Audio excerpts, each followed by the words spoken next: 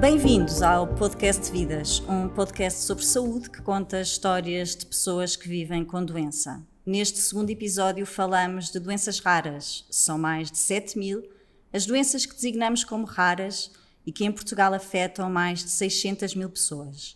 95% das doenças raras existentes ainda não têm tratamento disponível. A aposta na investigação e desenvolvimento de medicamentos órfãos tem sido uma prioridade da União Europeia.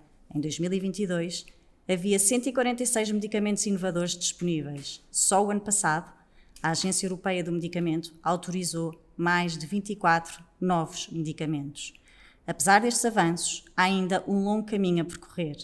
Para conhecer melhor a realidade das pessoas que vivem com doenças raras no nosso país, convidamos Catarina Costa Duarte, vice-presidente da RD Portugal, e mãe de Pedro, com 13 anos, que foi diagnosticado com síndrome de Angelman aos 15 meses de idade. Bem-vinda, Catarina, ao Podcast Vidas. Olá, Isabel, boa tarde, muito obrigada pelo convite. Começando, se calhar, por me apresentar, eu sou Catarina, sou mãe de 4 filhos, um deles tem síndrome de Angelman, que é uma doença rara, e eu estou aqui em representação da direção da Angel Portugal e também da direção da RD Portugal, a União das Associações das Doenças Raras de Portugal. É um prazer ter ela aqui connosco hoje. Como é que se vive com doença rara em Portugal, Catarina? Começando por se calhar só uma pequena nota que as doenças raras são muitas, como a Isabel já referiu, e são também muito diferentes entre si, portanto eu posso não falar... posso falar por todos, mas se calhar não vou conseguir exemplificar todos os exemplos. Se calhar explicando um bocadinho o que é o síndrome de Angelman, no fundo é o meu caso, o caso que eu conheço mais de perto. Síndrome de Angelman é uma doença genética rara, como eu já referi, que afeta 1 a cada 20.000 pessoas nascidas. Em Portugal estimam-se que haja entre 200 a 500 pessoas com síndrome de Angelman, e à nascença as pessoas com síndrome de Angelman, os bebés com síndrome de Angelman são aparentemente normais.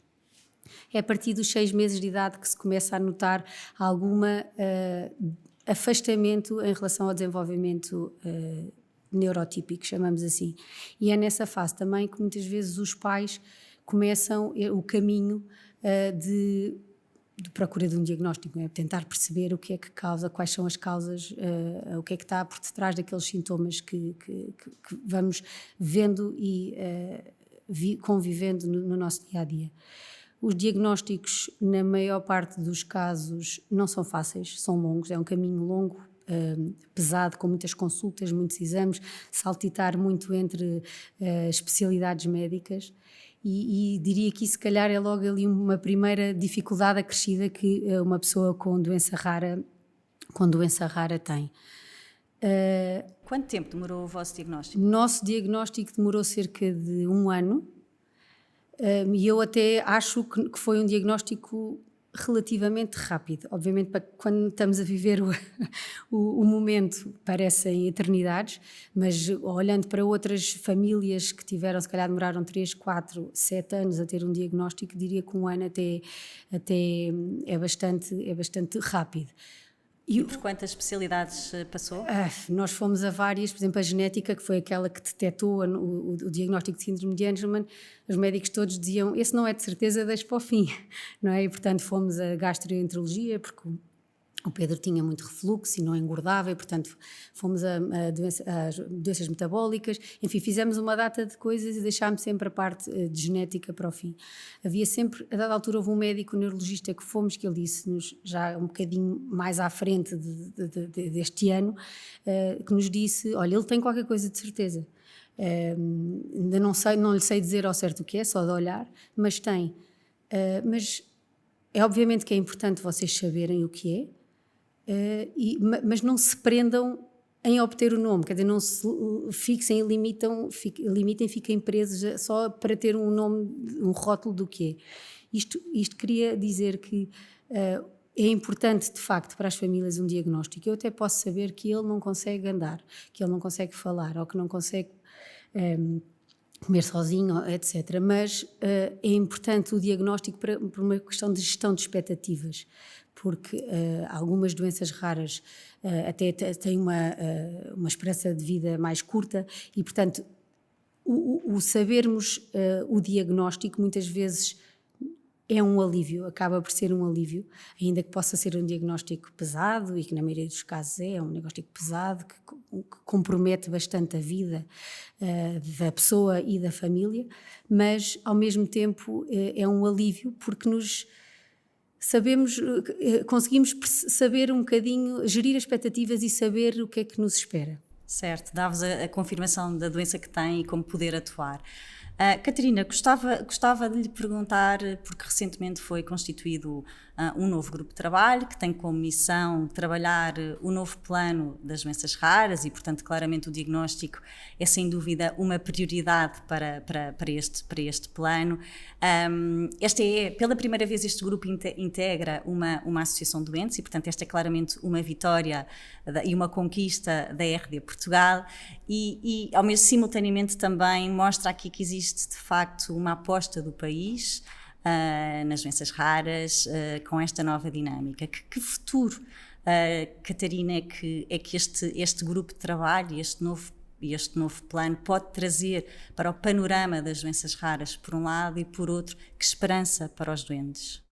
A RD Portugal existe há 2 anos e tem sido desde o início o nosso trabalho de nos apresentarmos a todas as entidades, principalmente e também as entidades públicas, a nossa disponibilidade para em conjunto trabalharmos em todas as políticas e tentar encontrar uma solução e uma resposta para os diversos problemas ou questões que existem e que surgem quando um diagnóstico de uma doença rara ou até da deficiência que advém de muitas das doenças raras.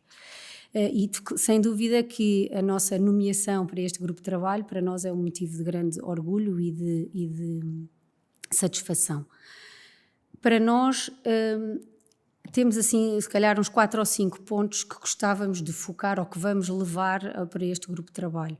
Diria, se calhar, a questão do diagnóstico precoce, como ainda agora falei, não é, da importância do diagnóstico para as famílias, não só na gestão das expectativas, mas também como se poder começar uma intervenção quanto mais cedo melhor. E aí conseguimos talvez melhorar também o acesso das famílias à saúde e mesmo aos casos sociais. Depois há outro ponto importante que gostamos de falar, ou gostaríamos de falar, que é o Registro Nacional do Doente. Atualmente não existe um agregado, nenhum registro que saiba quantas pessoas com Angelman existem em Portugal, quantas pessoas com Sanfilippo existem em Portugal. Portanto, está disperso, cada hospital se calhar tem os seus registros, as associações também só têm registro dos casos que lhes chegam, não é? E, portanto, é fundamental haver um registro, porque como é que conseguimos participar num ensaio clínico se não há informação de quantos casos há, nem as características de cada caso? Portanto, trabalhar o Registro Nacional do Doente é fundamental e será uma das nossas batalhas, digamos assim. E ligado a isto também os centros de referência. Há alguns centros de referência em Portugal, mas atendem, digamos assim, muito poucas doenças ou tipos de doenças, não é? E, portanto, e os outros, dos 7.000, se calhar, não sei quantas atendem, mas e as outras doenças, como é que são os pais que andam com o dossiê, com os diagnósticos, os relatórios atrás de médico em médico, e depois uns médicos não falam uns com os outros, um prescreve uma coisa e o outro...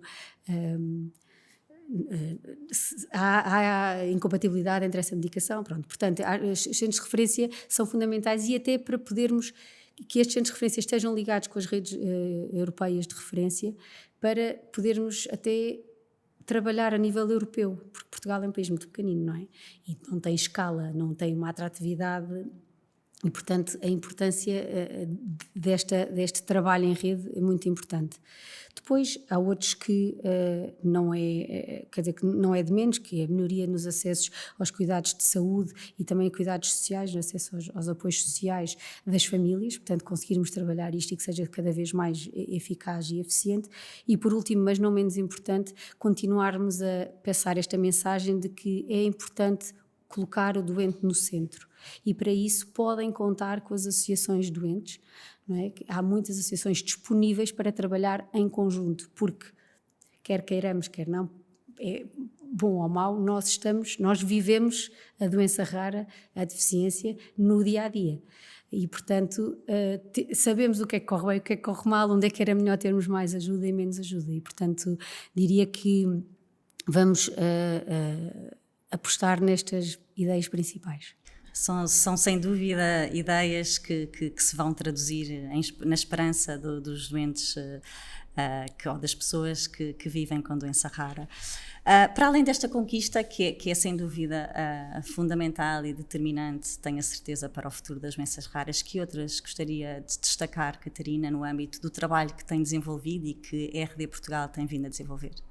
Como lhe disse há pouco, portanto, a RD Portugal tem cerca de 2 anos de existência e desde então feito por voluntários e voluntários e pessoas que têm outros trabalhos. Portanto, acho que estamos bastante orgulhosos do trabalho que temos vindo a desenvolver. Eu também elenquei aqui 4 ou 5 destaques, tirando mérito às outras coisas todas que vamos fazendo. Temos o projeto Informar Sem Dramatizar, que foi criado para desmistificar o tema das doenças raras e da deficiência nas escolas, que depois, se calhar, se for oportuno, posso explicar um bocadinho melhor. Também, desde há 2 anos para cá, somos o parceiro do Dia Mundial das Doenças Raras, o Dia das Doenças Raras, que se celebra a 29 ou 28 de fevereiro, e temos conseguido, de há 2 anos para cá, colorir o país nesse dia. No fundo, para criar awareness e sensibilizar toda a comunidade civil para o tema das doenças raras.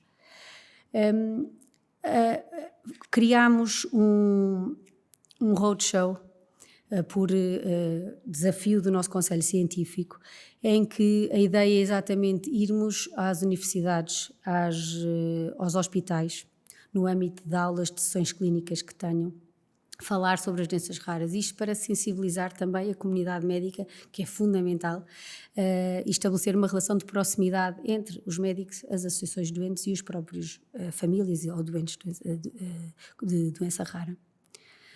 Nós também, desde o início, ou quase desde o início, somos membros do Conselho Nacional das Alianças da Eurordis, que é a Associação Europeia de Doenças Raras, obrigada, e também participamos no National Mirror Group do European Joint Programme for Rare Disease. Portanto, também, no fundo, ouvem-nos, pedem-nos, temos tido aqui uma colaboração com um leque mais alargado de organizações e que também não só podemos contribuir, mas como também podemos beber muita informação, que é muito rica. Eu acho que o nosso país também ganha muito em ver este cruzamento de troca de experiências entre várias organizações, vários países.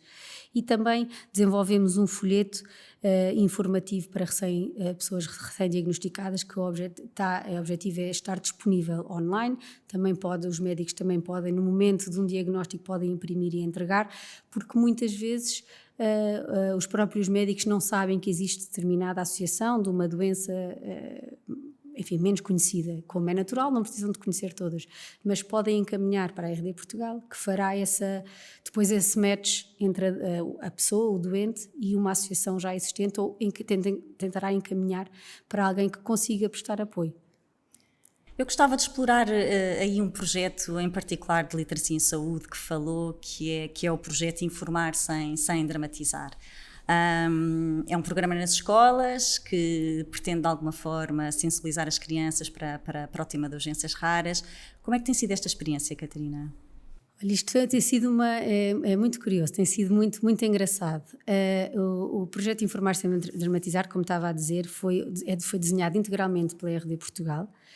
E o principal objetivo é alertar e sensibilizar as crianças e os jovens nas escolas para os temas da doença rara e da deficiência por ela causada, porque algumas doenças raras são claramente visíveis as deficiências, outras não. Portanto, falamos muito se uma criança falta muito para ir a consultas ou a tratamentos, quer dizer, o que é que eu, colega, devo achar? Devo achar que é um grande baldas ou devo tentar perceber, ajudar, perceber que se ele faltou posso-lhe emprestar os meus apontamentos? Portanto, tem assim coisas muito terra a terra, dia a dia das crianças. É um projeto que é inovador no sentido em que são os próprios professores, as próprias escolas que implementam o projeto. Ou seja, alguns projetos destes estão um bocado condenados à nascença porque tem que ser uma pessoa da organização, da associação ou o que for a ir implementar. E nós, exatamente, como não temos essa capacidade, pensámos de que forma é que o conseguimos fazer, transpor este tempo de apresentação para as escolas, porque assim o professor pode gerir melhor quando, como, em que modelo é que quer fazê-lo. Então há uma sessão de apresentação aos professores online, consoante também as horas, enfim, definimos alguns horários para ser fazível em horário não letivo. Os professores têm acesso à apresentação, é-lhes fornecido depois um kit do professor que tem um guião do que é que deve ser falado em cada slide e em cada tópico, e enviamos também para todas as escolas o kit que chamamos o kit do aluno, ou seja, não só o professor faz a apresentação, depois no fim há um tempo de realizar uma atividade. Por exemplo, no pré-escolar, isto é para alunos do pré-escolar ao ensino secundário, no pré-escolar, por exemplo, há um livro infantil em que a professora, a educadora, pode contar uma história e depois no fim há umas personagens que os meninos podem pintar e podem brincar um bocadinho, no fundo tornar aquilo mais também palpável e podem também levar para casa. No primeiro ciclo há uma banda desenhada, há um quantos queres, depois há um jogo de tabuleiro para o segundo ciclo, para o terceiro ciclo acho que são jogos de cartas com umas perguntas e uns desafios. Portanto, a ideia é de facto mexer, não ser só uma coisa que está ali por alto, mas em que as crianças também possam experienciar um bocadinho o que é isto.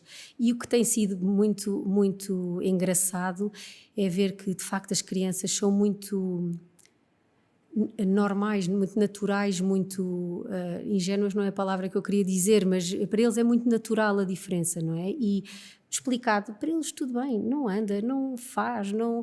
Ok, então o que é que eu tenho que fazer? E são muito...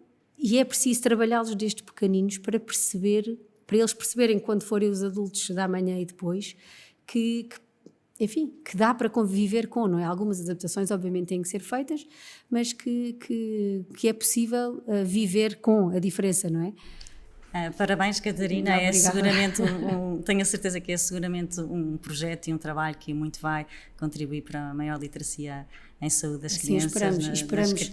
Desculpe interromper, esperamos também que o propósito é também que estas crianças que ouvem na escola depois levem aos pais, falem disto em casa, com os pais, com os avós, e que, portanto, através dos pequeninos também começa a ser feita alguma literacia em casa também. Claro que sim, chegam a todos, não é? Crianças, aos professores, aos próprios diretores da escola e também a toda a família, toda a comunidade familiar. E por isso parabéns por esse trabalho. E de facto, e face a todos estes avanços que já têm feito e que a RD em particular tem feito, ainda há muitos desafios que as pessoas que vivem com doença rara enfrentam, os seus familiares também. Que limitações são estas, Catarina, que ainda temos que atravessar e que fazer evoluir?